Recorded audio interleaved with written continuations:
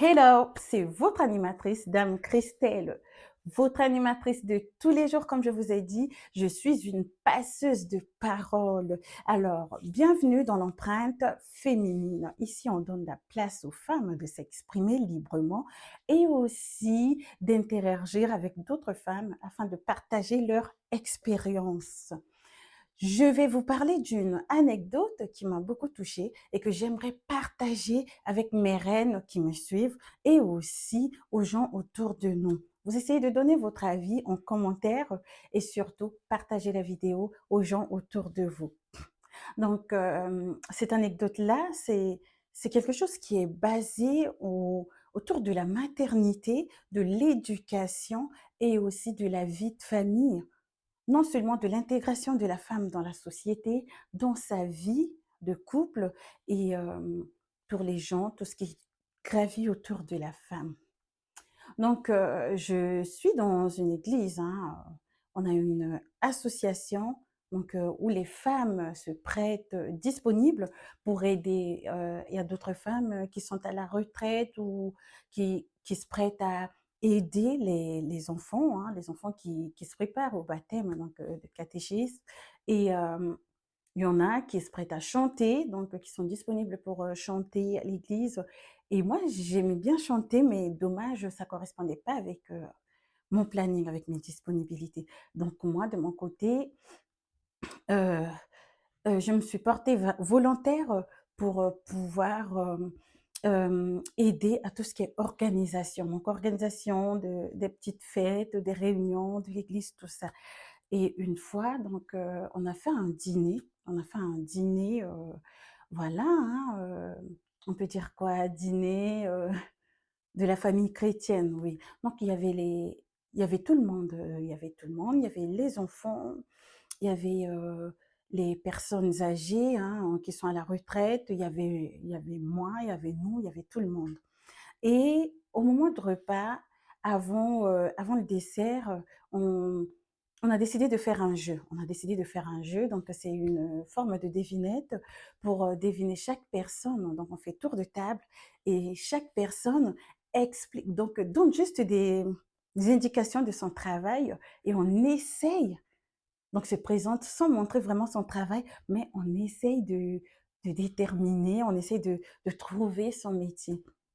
Et ça s'est très bien passé parce que dès qu'on arrive à deviner ton métier, alors tu parles un peu de ton métier, de ce que tu as fait, ce que tu as vécu, si tu es déjà, voilà, maintenant à la retraite, ce qui t'a marqué et tout ça et tout et tout et tout. Et après, aux suivantes, quand on tombe sur les enfants, on leur demande voilà, quels sont leurs rêves, qu'est-ce qu'ils aimeraient faire et voilà, ils sont en quelle classe, se présenter aussi. Donc, ce que j'ai constaté, c'est quoi? C'est que à l'époque, je trouve que beaucoup des hommes travaillaient avec leurs femmes. Donc ça, c'est premier constat. Beaucoup des hommes travaillaient avec leurs femmes parce que quand on tombe sur le monsieur et après, bah, il dit oui, parce qu'il a travaillé, nanana, et après, quand on tombe sur sa femme, bah, on constate qu'après, soit il est secrétaire de son mari parce que c'est un grand entrepreneur, soit elle travaillait presque, bah, ils avaient le même travail, soit c'est le mari, le directeur et la femme, la secrétaire ou la femme, comptable ou quelque chose comme ça. Et quand on est tombé sur les femmes, ce que j'ai constaté, après pour vous, je ne sais pas, chacun a son choix, comme j'ai toujours dit, mais là, c'est mon avis personnel et c'est le constat que j'ai fait. J'aimerais le partager avec vous. Ça pourrait peut-être pas t'intéresser toi, mais ça intéressera surtout quelqu'un à côté de toi. Donc, ce que j'ai constaté, c'est que à chaque fois quand les femmes, les dames qui sont maintenant à la retraite, quand elles se présentaient tout, quand on arrivait à deviner leur métier, elles parlaient et ça, ce n'est pas une ou 2, c'est pas anodine pour moi. À la fin, la dame va dire: «Oui, heu, il y avait une période là, 5 ans ou 4 ans, bah, je travaillais pas parce que voilà, c'était la maternité donc je restais à la maison pour m'occuper des enfants», tout ça. Et ça, chaque femme, sans exception, autour de la table disait ça, à part nous les jeunes. Et quand on tombe, sur, une jeune, elle va dire: «Je travaille, ta ta ta ta». Déjà, il faut constater que les jeunes maintenant, ils font pas vraiment ce qu'ils aiment. Alors que c'est pas à l'époque. Les jeunes, maintenant, ils font pas vraiment ce qu'ils aiment. Ils font ce que la société leur impose, parce que tu dois payer des factures, parce que tu dois être bien traité dans la société, puisque si tu travailles pas, on te traite, comme une, voilà, merde. Et nous, arrivés à arrivés sur nous, je constate que nous, les jeunes, quand on travaille, en fait, j'ai pas entendu une seule fois cette partie où on se dit: «Oui, j'ai pris telle année pour, m'occuper de mes enfants, j'ai pris telle année pour la maternité». Non, nous, on enchaîne. Pourquoi? Parce que la société nous force, que si tu restes longtemps à la maison, bah, tu as pas de valeur, c'est quand tu te lèves, même si tu viens d'accoucher, tu as le sang encore et que tu vas bosser, c'est ça, tu es une vraie femme, tu es une guerrière, tout. Et j'aimerais dire tout simplement à mes reines dans ce groupe, je pense que si prochainement j'aurai une maternité, moi pour ma part, je pense que je consacrerai mon temps pour l'éducation de mes enfants. Le travail ne fuit pas. Je reviendrai plus tard travailler. Parce qu'aujourd'hui, on confie nos enfants avec quelqu'un qui est étranger de la famille, quelqu'un qui ne connaît pas la famille, qui ne connaît pas l'avancement de notre enfant. Imaginez, vous seul, si vous avez un enfant ou deux, que vous êtes parfois épuisé à s'en occuper, tout en sachant que c'est votre sang, ce sont vos enfants, c'était votre décision. Mais vous arrivez quand même à être fatigué.